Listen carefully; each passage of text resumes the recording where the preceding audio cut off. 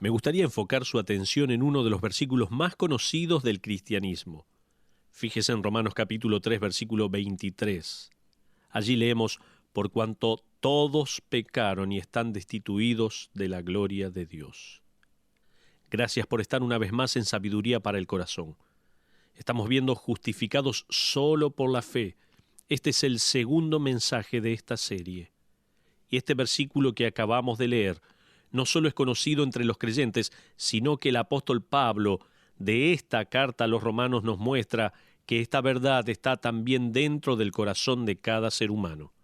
De hecho, el hombre va a gastar el resto de sus días tratando de llegar a un acuerdo con este mensaje escrito en su corazón. El hombre va a tener preguntas como las siguientes: ¿cómo lidio con la culpa? ¿Qué hago con el pecado? ¿Por qué percibo como que va a haber un gran juicio? Esto es lo que nos preguntamos. Otra pregunta más: ¿por qué siento un vacío inclusive cuando hay más y más cosas que llenan mi vida? ¿Qué puedo hacer para que la conciencia me quede tranquila en cuanto a lo que venga después de la muerte? ¿Cómo me aseguro de que voy a pasar la eternidad en un lugar bueno en vez de un lugar malo? ¿Cómo puedo estar bien con Dios? Estas son algunas de las tantas preguntas que nos hacemos muchas veces porque hay un mensaje escrito en nuestros corazones. Las religiones, a través del tiempo y en todo el mundo, no son más que los esfuerzos organizados del hombre para poder responder estas preguntas. Puede que intenten responder con actos como bañarse en agua bendita, realizar un viaje sagrado o haciendo actos penitenciales y sacrificados. Los griegos, inclusive antes de los tiempos de Pablo, habían desarrollado las religiones misteriosas. Esto incluía iniciaciones a una unidad espiritual con un Dios que había sufrido la muerte y había resucitado. Suena familiar, ¿no? Luego la persona que deseaba relacionarse con este Dios tenía que experimentar una serie de iniciaciones conocidas como ritos de identificación. Una vez completada esa etapa, el nuevo iniciado era declarado en el idioma de la religión de los misterios como un nacido de nuevo. En una religión misteriosa en especial, el iniciado, después de que sus ritos de identificación se completaran, debía beber leche. Esto simbolizaba el hecho de que era un bebé recién nacido. En una ceremonia muy gráfica que ellos tenían, llamada taurobolium, una persona hacía contacto directo con sangre. En este rito en particular, el iniciado era metido en un pozo o una cisterna. En la boca del pozo se ponían las barras de acero y arriba de las barras de acero se ponía un toro degollado. La sangre del toro caía al pozo. El iniciado, dentro de ese pozo, debería ser bañado con esa sangre. Esto se consideraba como una salvación. Cuando la ceremonia terminaba, se lo sacaba del pozo lleno de sangre y se lo nombraba el renacido para toda la eternidad. El mundo está buscando respuestas espirituales y en su búsqueda de respuestas está ejerciendo fe en todo tipo de creencias y sistemas religiosos. Sin embargo, las religiones del hombre son tan inservibles como la habilidad para tratar con el pecado, la culpa y el juicio que tenía un ratoncito. La historia dice que un hombre compró un ratoncito blanco para darle de comer a la serpiente que tenía de mascota. Él arrojó el ratón a la gran caja de vidrio mientras la serpiente dormía entre el aserrín que había en esta caja. El pequeño ratón estaba en problemas. En cualquier momento la serpiente podía despertarse y tragárselo como cena. Obviamente, este ratón necesitaba un plan. ¿Qué podría hacer? Él comenzó a cubrir la serpiente con el aserrín hasta que la cubrió por completo. Al hacerlo, este ratón pensó que el problema estaba solucionado. Sin embargo, la única salvación para este ratón provino de afuera de la caja de vidrio. El hombre tuvo lástima del ratoncito y lo sacó. La religión es como un montón de aserrín cubriendo el juicio durmiente. He visto a personas tratando de cubrir su culpa con un bautismo, haciendo buenas obras, flagelándose el cuerpo, crucificándose en cruces de madera, bañándose en ríos con increíbles niveles de polución que ellos consideran sagrados, rezando a los espíritus y observando a las estrellas o los astros. Estas actividades no son más efectivas para salvarse que el bañarse con sangre de un toro degollado en una cisterna. No son más efectivas que cubrir la culpa, el pecado y el juicio con aserrín. No. Pablo ha proclamado la verdad de Dios al decir en Romanos capítulo 3, versículo 22, que la limpieza absoluta y final viene por medio de la fe en Cristo Jesús. La justificación, la declaración legal de nuestra justicia ante un Dios santo, no tiene nada que ver con lo que nosotros podamos hacer. Tiene que ver con lo que Cristo ha hecho. El término para describir esto es sola fide, que en latín significa fe solo en Cristo. Fe solo en Cristo para nuestra salvación, independientemente de nuestros esfuerzos y buenas obras. La verdad es que cuando uno comprende la gravedad de Romanos 3:23, donde dice, por cuanto todos pecaron y están destituidos de la gloria de Dios, es entonces que uno comienza a comprender la necesidad absoluta de la sola fide. ¿Se da cuenta? Aquí vemos el veredicto universal, donde dice todos. En primer lugar, Pablo comienza este versículo clásico con un veredicto universal. Esto queda expresado por la palabra todos. Pablo le está hablando a todos. La palabra todos es inclusiva, no deja a nadie de lado. Se refiere a todo el mundo. Nadie puede decir, Pablo le está hablando solo a los romanos. Solo le está escribiendo a los italianos del siglo I. No. Todos es una referencia a todo el mundo, desde el pasado hasta el presente en que vivimos. Fíjese que en el versículo 19, Pablo había dicho, para que toda boca se cierre y todo el mundo quede bajo el juicio de Dios. Allí tenemos nuevamente la palabra todo el mundo, o sea, todos. En segundo lugar, no solo está el veredicto universal, sino la condición irrevocable, donde dice, han pecado. Pablo dice en este veredicto universal que todos estamos incluidos en esta condición irrevocable, por cuanto todos pecaron o han pecado. Esa palabra han es tan importante como la siguiente. Este verbo en el griego se refiere a lo que ha sucedido en el pasado. Uno necesita tener en cuenta que Pablo no se refiere tanto a nuestras acciones pecaminosas, sino a nuestra naturaleza pecaminosa. En otras palabras, Pablo no está hablando de acciones individuales, sino que está hablando acerca de la condición de nuestro carácter.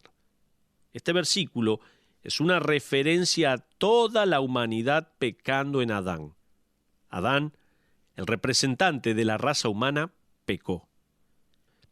Eso contaminó la fuente de la humanidad, de manera que el agua ahora está contaminada. No importa cuán lejos esté uno de Adán, después de tantos miles de años, el agua sigue contaminada.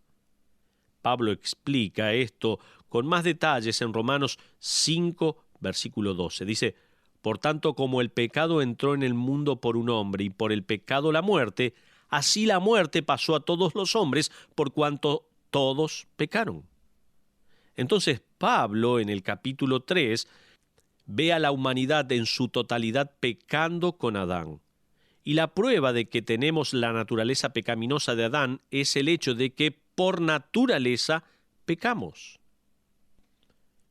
Con mi esposa notamos que había unos pájaros en las tejas de nuestra casa justo afuera del baño. Pensamos que el nido lo tendrían justo bajo la canaleta. Mi esposa un día estaba trabajando en el jardín y vio cómo un pájaro salía de una de las rejillas de ventilación del baño. Ella se quedó mirando cómo el ave se iba y luego regresaba y con el pico abría la rejilla y entraba nuevamente. El nido de estas aves estaba dentro del conducto de ventilación que va desde el baño hacia afuera. Esos sonidos que escuchábamos ahora tienen un poco más de sentido. Podemos escuchar el sonido de la rejilla abriéndose y luego a los pichones tratando de tomar aire y sol. La madre de estos pajaritos no les enseñó que no hicieran ruido. Ellos lo hacen para tener la atención de su madre y lo hacen por instinto. Tampoco les enseñó a volar. No hay una escuela de vuelo y luego un permiso. Estos pájaros simplemente vuelan ya que está en su naturaleza hacerlo. De la misma manera que las aves vuelan por virtud de su naturaleza, nosotros pecamos por virtud de nuestra naturaleza. De la misma manera que un ave, a causa de su naturaleza, ama comer lombrices, nosotros, a causa de nuestra naturaleza, amamos pecar. ¿Se da cuenta? Y de la misma manera que un ave vuela sin tener que aprender primero, nosotros pecamos sin que nadie nos enseñe a hacerlo. Jamás recibimos una lección de cómo pecar. No tenemos eso. Ahora, eso no es excusa para nuestro comportamiento pecaminoso. Simplemente revela cuán corrupta es nuestra naturaleza y por qué somos culpables. Y fíjese que Pablo en el versículo 23 no se refiere a la cantidad de pecados, sino a la naturaleza de nuestra pecaminosidad. Uno podría leer el versículo 23 de la siguiente manera: porque todos tienen la naturaleza de un pecador, porque todos tienen la naturaleza de su padre Adán, porque todos, por naturaleza, pecan. Esa sería la forma en que podemos leer ese versículo 23. Pero seguimos avanzando en este veredicto universal donde dice que todos somos pecadores. También hay una condición irrevocable, que han pecado, dice la palabra de Dios. En tercer lugar, vemos aquí una ofensa imposible de refutar. Dice, pecaron. Tenemos aquí la ofensa. Pablo continúa desde el veredicto universal a la condición irrevocable y llega a la ofensa imposible de refutar. Dice, por cuanto todos pecaron. Usted puede negarlo, pero eso no importa, todos pecaron. Usted puede pedir disculpas, pero eso no cambia la ofensa al carácter santo de Dios, todos pecaron. Usted puede decir que no piensa que es tan grave, pero eso no importa. Todos hemos pecado. Usted hasta puede decir que no existe algo así como el pecado. Eso es lo que decía el diccionario soviético y es lo que los comunistas trataron de hacer en Rusia. La definición decía lo siguiente: pecado, palabra arcaica que denota la transgresión de una mítica ley divina. No importa cómo lo defina alguien en un diccionario, ¿sabe qué? Todos han pecado. Pero también, en cuarto lugar, a causa de esa ofensa imposible de refutar, Pablo revela la verdad de una barrera imposible de cruzar, por cuanto todos pecaron y están destituidos. Esta frase en el griego es usterountai, que significa no alcanzar o no tener lo suficiente. Usterountai era un término empleado por campesinos del siglo I para cuando uno perdía la temporada, para cuando un granjero no lograba plantar las semillas o recoger la cosecha. En otras palabras, este versículo está diciendo, por cuanto todos pecaron y han perdido la temporada de la gloria de Dios. Usterountai era empleado por los egipcios para referirse a aquellos que no tenían educación y no podían leer. Por eso podríamos expresar este versículo de la siguiente manera: por cuanto todos pecaron y son ignorantes de la gloria de Dios. También esta palabra, usterountai, era utilizada en el mundo financiero para referirse a alguien que estaba en bancarrota. Entonces podríamos traducir este versículo: por cuanto todos pecaron y están en bancarrota de la gloria de Dios.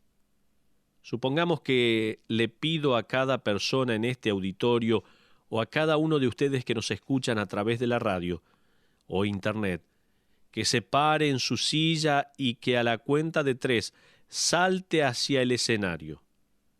Inclusive si su vida eterna dependiera de ello, ninguno de ustedes llegaría a la plataforma. La división, lo que nos separa, es demasiado grande. Algunos van a saltar más lejos que otros. Los que están en la primera fila van a caer más cerca de los que están en la última fila, pero ninguno alcanzaría el cometido. No importa qué tipo de persona sea usted. Puede que sea una persona recta, moral, educada, generosa y amable, pero al saltar no va a llegar al otro lado, porque también ha pecado y no alcanzó el estándar perfecto de Dios. ¿Se da cuenta? Le cuento una cosa. Había un hombre en la ciudad de Detroit que hizo todo lo posible para alcanzar el estándar de altura de las fuerzas policiales, el cual es una altura no inferior al 1,70 m.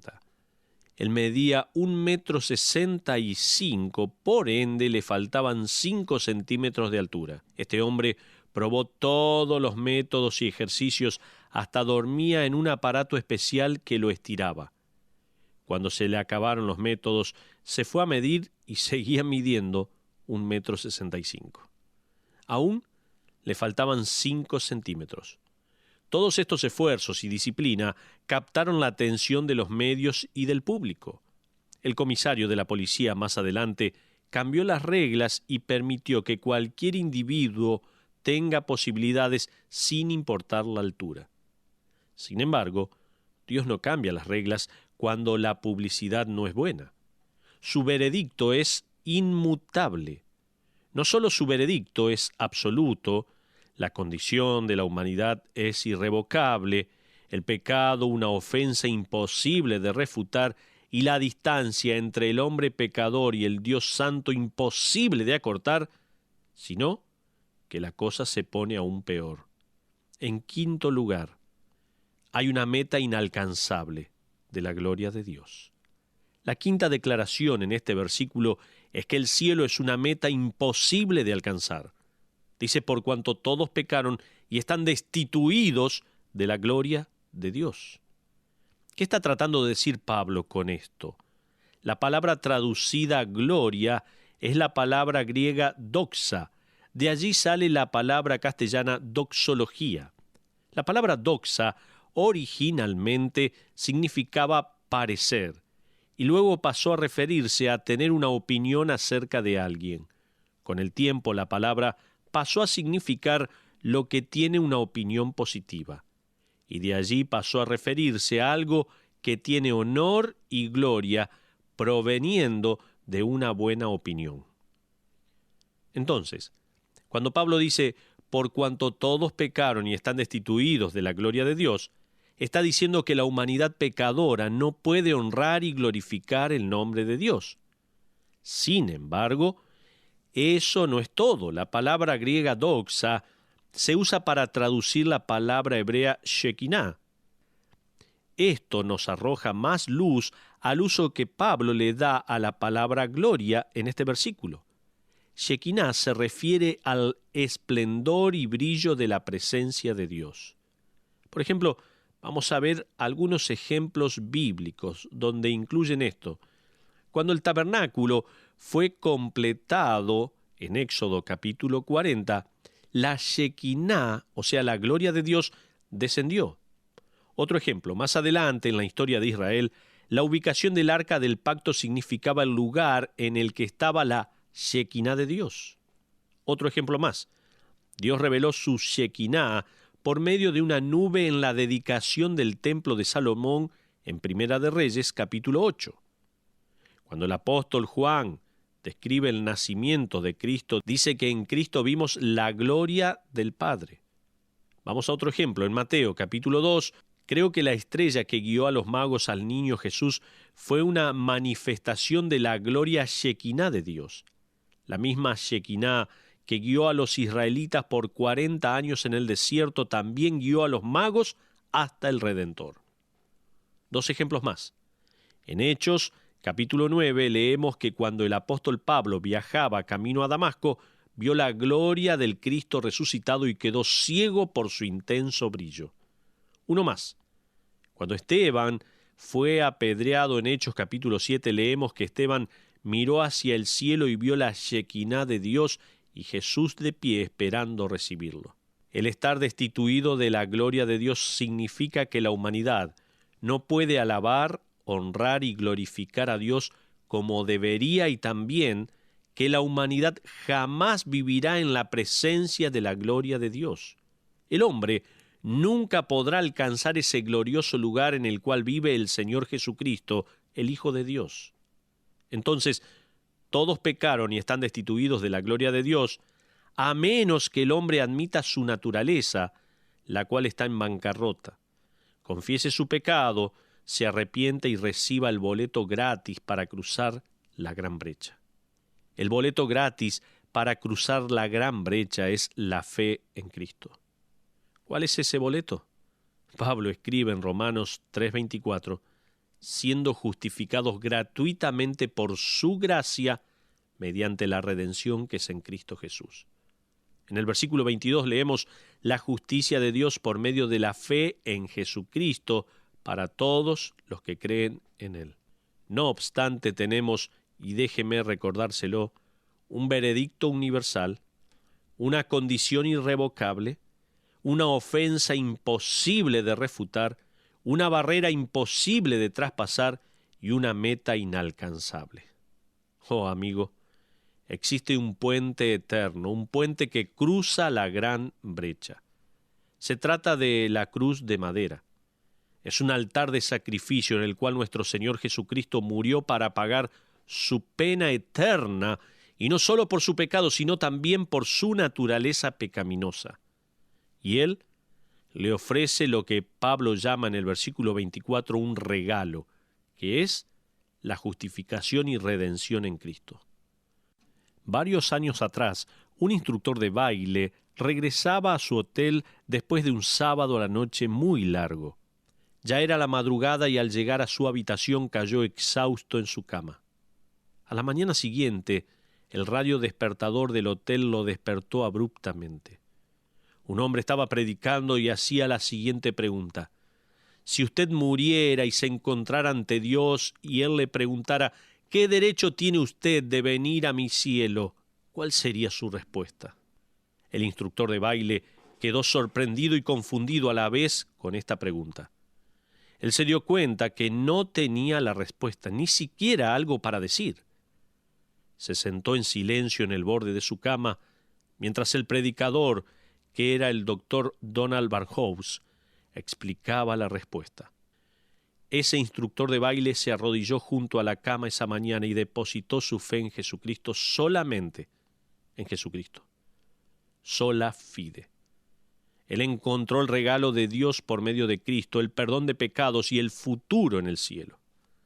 A propósito, ese instructor de baile era James Kennedy, pastor de una iglesia presbiteriana.